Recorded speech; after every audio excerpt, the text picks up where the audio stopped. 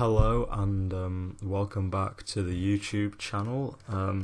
Today I'll be addressing an issue in one of my favourite games, which is Need for Speed Heat.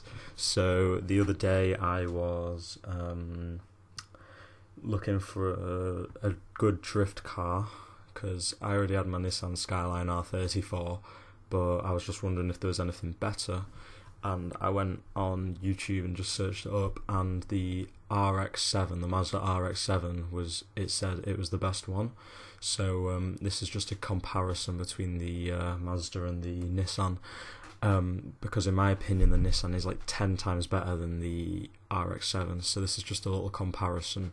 I'm just showing off the specs right here of the two. You can see that the acceleration in the R34 is a lot higher. I think it's about 2.3 seconds, which is about a second faster than the RX7.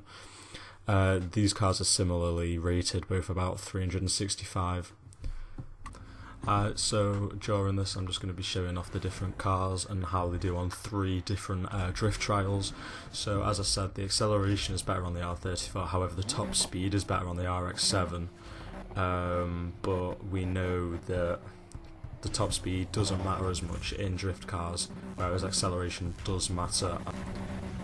So in most cases I'm just going to show my final lap of each race, because that will help you get the best understanding of how good the car handles, plus the last lap of the race is normally my best lap. So on that first corner, one of the best things about the Skyline is it's really easy to control in longer drifts, but it's not as good in the shorter drifts. So it really depends on what race you're doing, which drift trial you're on, which determines how effective each car is. I messed up at the end a bit here. Right, so here I switched to the RX7, which, as you can probably tell, I do not like as much. I'll explain why in a second.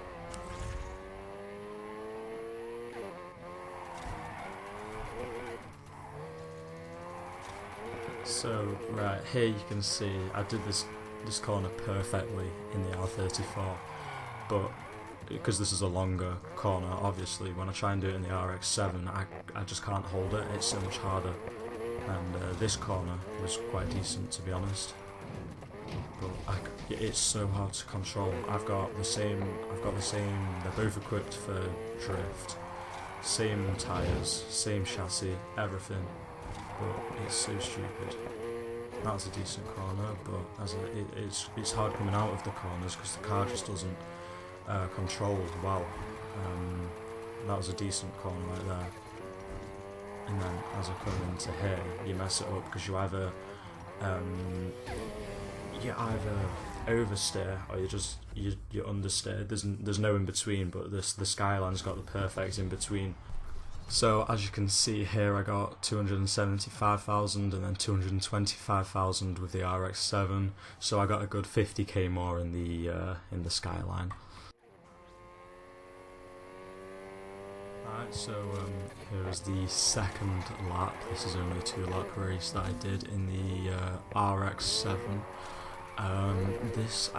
This was the one I found hardest out of all 3 races I'm showing here.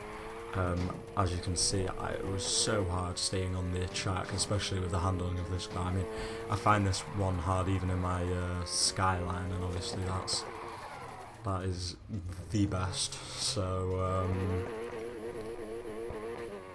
yeah, this corner was hard because I kept cutting it short, but I think I did it on the second lap in my Skyline Alrighty, so here you can see me coming up to the end of the race. I did a good last corner right there, and yeah, that was definitely the hardest one. Alright, so here we are. This is on the second lap I did in the Skyline. You can see how much better it is on just the control part of things. When you want to drift, you can drift, and when you want to try and go in a straight line, you can. Here I still came off at the side on the same corner, but I think that's just a tricky corner, but I did this turn perfectly. Look at that. But yeah, I think I did this longer corner as well, quite well. Yeah, I did, because I was saying that was quite bad on the other one at the side there. But yeah, that wasn't good. Maybe it's just because I'm more used to the Skyline, which is why I'm a lot better in it, but it's just the RX7 is just terrible. So I don't know what the deal with that is, because I looked up and it was RX7 is the best one, you need to do this, and I did it exactly how the video said. It's just crap compared to the Skyline. Yeah, that was a very good lap right there.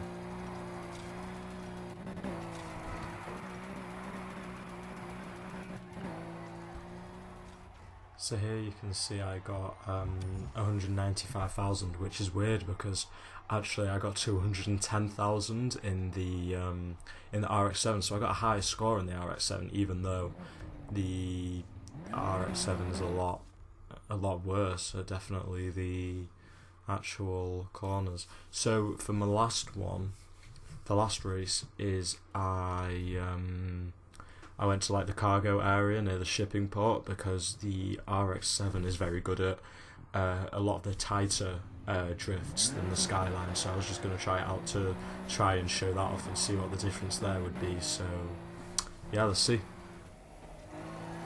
Right, so coming into my last lap of this race in the Skyline, this is my best ever lap, I reckon, on any drift course. I hit every single drift perfectly. I don't think there is any way I could have done that better. So yeah, this, as you can see, I hit every corner perfectly, and I kept the drift going all the way around this here. Not much to say about it except very well. It's sort of these corners that I thought the RX7 would be better at, where you have to go right and then left. But you'll have to determine that yourself because I don't think it was as good. Alright, so the last lap that we did in the RX7, this was my best lap yet again. Still really not the greatest, but you don't realise how hard it is to control this thing. I've heard that they said that you could consider putting drag tyres on instead of the drift tyres, so I should try that, but for this build I put the drift tyre.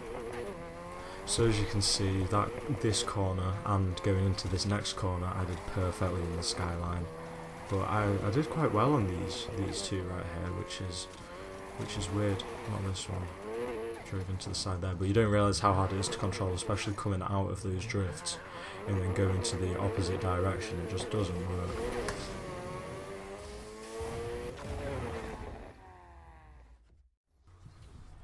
So here we can see that I got 205k, which is a lot more than my 185k that I got in the Skyline R34. So it's really weird. This car it's like broken. You get a way higher score for having such worse drifts. Maybe that's why it was included in the best video, the best drift car video. I'm not sure. So here was just a little test that I did. I just went to the raceway to try both cars out and see what I could max them out at realistically. So this was actually a lot faster than I expected. I got this up to, with the help of Nitro, to just at 215, as you could see there. And then I hopped into the R34 just to see what I could get, and I found it a lot harder trying to get anywhere near the speed of the RX7. So definitely the RX7 is faster, but that doesn't even matter at all for the drift cars. As you can see, I topped out there about 197, so pretty much 200, but that's a good 15 miles an hour slower than the RX7. So there you have it. Thank you for watching. Hope you enjoyed. This is my first real YouTube video, so smash the like button and subscribe. Thanks for watching.